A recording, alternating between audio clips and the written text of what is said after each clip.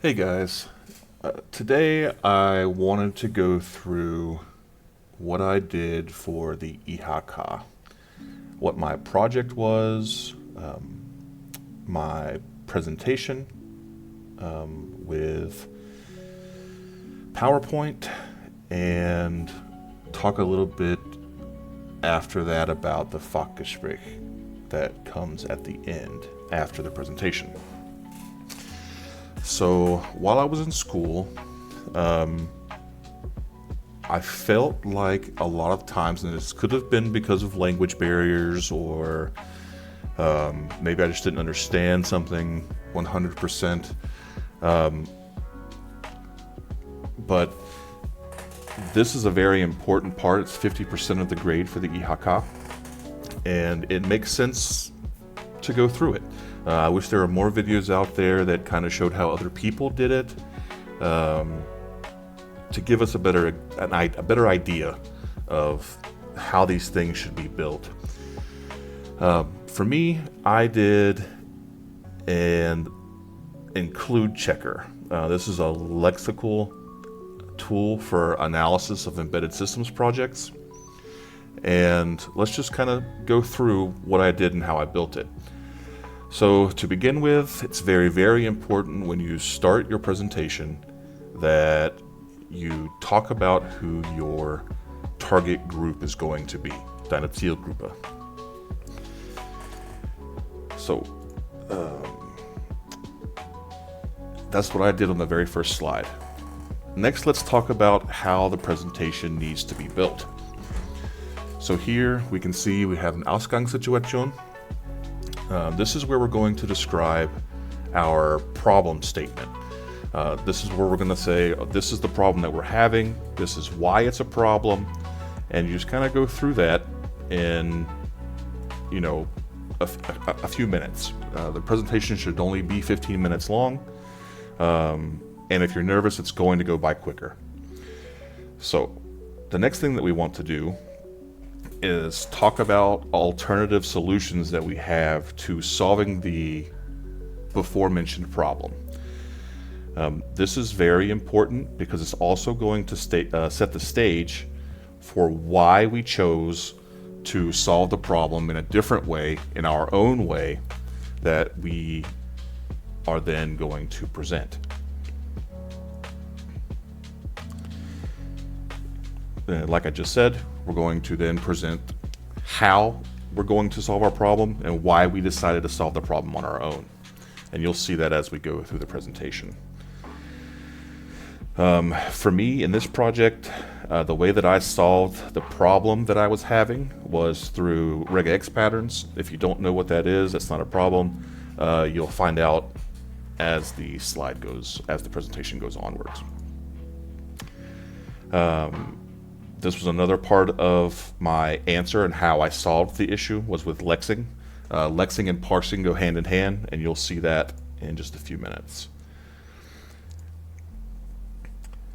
Then next, we want to go through the implementation of our project. We want to talk about how our project works. How does it function? And there's a few things here that are pretty important. There's some strategies you can use to try and sort of guide the questions that you're going to receive in the discussion that comes afterwards. And this is exactly what I did, guys. I guided the IHK proofers in the direction that I wanted them to go after my presentation was finished, and it worked like a charm. Then at the end, you're going to discuss what of the problems that you solved, and you're going to show this with examples. So let's get into the first slide. Here we say that our company was checking their include statements in their code base manual. That's not what we want to do. That takes time. It leads to an inefficient code structure. The compilation time for these projects can get longer if the code structure isn't structured properly. It leads to a higher development time because it takes longer for the code base to compile. This was for C and C++ code bases. This also leads to technical debt. These are just examples of the things that I said about the problem. These were all actually true things about my problem, but just to give you an example of what kind of things you could describe while you're going through this portion of the presentation. Next, very important, alternative solutions to the problem you're having. So for me, there were 4 or 5 solutions that would manually check include statements in a code base. These are things that are going to, these kind of solutions are going to increase the rate at which a developer can develop their code. But we also needed to define here why these alternative options weren't necessarily the greatest option for us in our case specifically, because we developed something to solve the problem ourselves. So in these, I think if I remember correctly, some of them were open source solutions that we could use. Maybe they had it took longer to set the project up. Maybe they were too complicated for what we wanted them to do.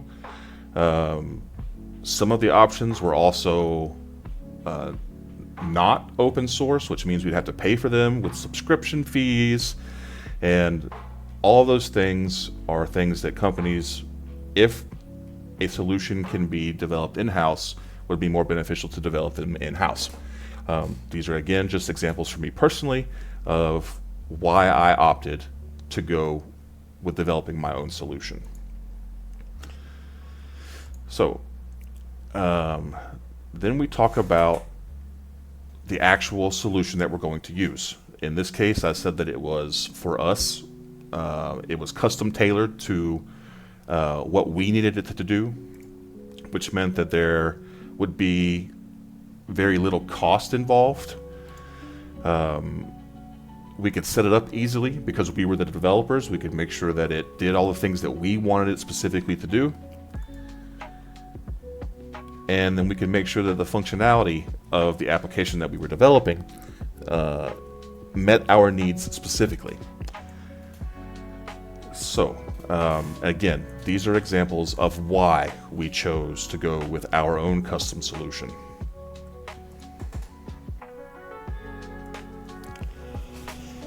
Then we go into the how we were going to develop our solution so that it would meet our needs. In my case, I used regex patterns. This is very common practice in lexing and parsing. And we just explain how this portion of our code base works. So here you can see this is a regex pattern in practice. We explain how it works, we explain why it's important, and then we give examples of how it works. This was very important for me in my presentation because I was asked about these things in the Fachgespräch that came after. So then we go through how lexing works, we explain the entire process. Again, this part of the presentation is this was specifically for me, but for you it may be different. So just think about in this part how you're going to explain how the project you created works, how it functions.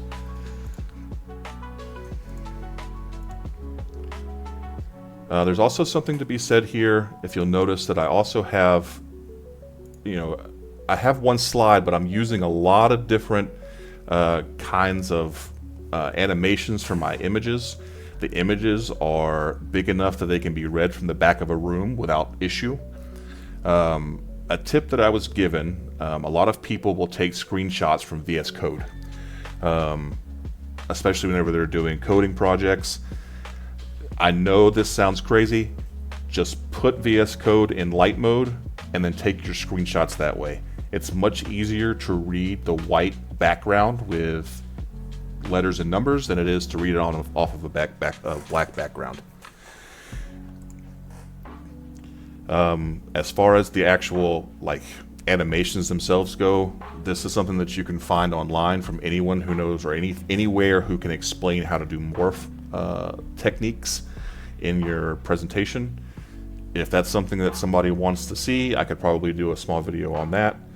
But yeah, just make sure that your imaging looks good. You should have more images in your presentation than you do actual text, because you should be the one talking excuse me, and leading your audience through your presentation.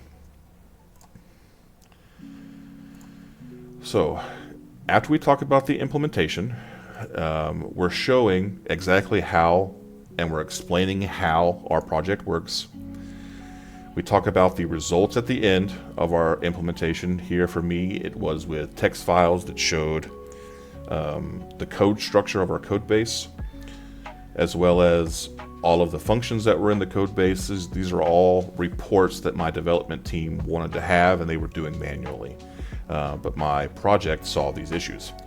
And at the end, it would tell us what files were being included in the code base that didn't need to be, or it would tell us that there were no unnecessary includes found.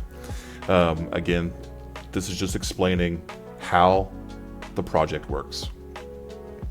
At the end, we go back through our problem statement again. What problems did we solve by doing this ourselves? So if you remember from the first slide, we talked about the manual checking of the include files. We solved that issue with this project. We get immediate feedback. We have a good overview of how our entire project code base looks. Again, these were just how we solved the problem that we had.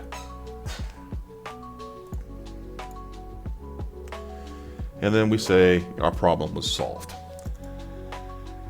So then we want to get into, just to give you guys an idea of some things that I did during my presentation. For my German-speaking friends, all of my notes I took in German, and I kind of just went slide by slide to exactly say what it is or what it was that I wanted to say. So here's an example. Now, while you're in the middle of a presentation, I do not recommend that you try to read anything. You should be speaking freely. Posture is important. Eye contact's important. And you're going to be nervous while you're doing this. There's no question about it. I was shaking like a leaf the entire time. But the more that you practice your presentation, the better it's going to be. I'm not a native German speaker, but my German was almost perfect for the presentation because I practiced the thing every day until the test 10 to 15 times probably. So practice makes perfect. Just make sure that you understand your presentation and where it wants to go. So I just kind of wrote down the things that I wanted to say, and as I was going through, to begin with, I did rely on my notes a little bit, but after I was comfortable with the presentation, I no longer needed the notes. I could do it. I could speak freely, keep eye contact, etc. So I think now would be a good time to talk about the the discussion that came afterwards. From talking to a lot of my friends who were also going through the Fachgespräch that came after, some of them had very general questions that the IHK professors asked, and others were like me, where every single question was something related to the project. Now that depends on what kind of project it is that someone did. For me, my project was interesting enough to the IHK people that every single question dealt with my project itself. Be confident in your answers. Talk as much as you can about everything that you know about the topic. They will stop you once you've answered the question to their liking. And remember that the focus break only goes 15 minutes. So the more that you talk, the less questions they can ask you. I was also lucky. There was a flip chart in my room where I did my presentation, and one of the professors asked me to explain exactly how my project worked visually. So I turned around, I grabbed the flip chart, and I drew a diagram exactly of how my project worked. Be excited about the project that you did. Be proud of the work that you did. Show these guys that you are interested in your project, and that you understand it to a professional degree, and you will have no issues when it comes to asking the questions. Now, that's not to say that you don't need to have the background knowledge. Be prepared in case they do ask questions in a more general way. For example, they could go through, explain what object-oriented programming is, or explain something to do with project management. I was asked about what type of project management I used. For this project, I used a Kanban board, and I explained how the Kanban board helped me. They asked me about version control with GitHub. There's so many different topics that these guys can ask you about that it's impossible for you to just be prepared for every single question that they can ask you. Something that you can do, however, something that I did, a lot of people fall on the crutch of using ChatGPT and AI to sort of help them through their school. I'm not saying not to use AI. The AI portion in today's age is very important to use. Use the AI, however, in a smart way. Instead of just entering in your prompt and saying, "Okay, ChatGPT, do something for me." What I did to prepare for my focus break was I took my code base and I put it into ChatGPT. And then I said, "Okay, ChatGPT, I want you to ask me 100 questions about my project. I want to make sure that I can answer every single one of them in a professional manner and to a professional degree. And any of the questions that I had where I couldn't answer those questions, I stopped and I went back and I said, okay, why can I not answer this question about my project? Why can't I answer this question about my code base?" It's common for software developers in today's market to be using these AI tools.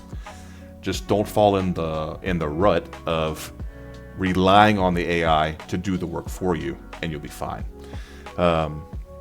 Again, I think that using the AI to prepare for the discussion that comes after is a smart move, especially if you have the ability to utilize AI sort of as a helper to help you ask questions. That's just something that I did. It could help you out also. So I think that's going to wrap it up for this video. I hope you guys enjoyed it. If you have any questions, just leave them in the comments, and I'll try to answer them to the best of my ability. Feel free to ask the questions in German or in English. I speak both. However, I'm more comfortable in English, which is why I did the video in English. So, with that said, I'll catch you guys later.